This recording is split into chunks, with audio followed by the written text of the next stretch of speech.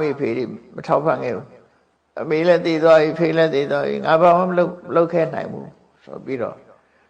နောက်ဆုံးမှာသူကနောင်တပူပန်ရတတ်တယ်အဲ့ဒါငါအမေဖေးတွေအတွက်ဘာမှမလုပ်ခဲ့ရဘူး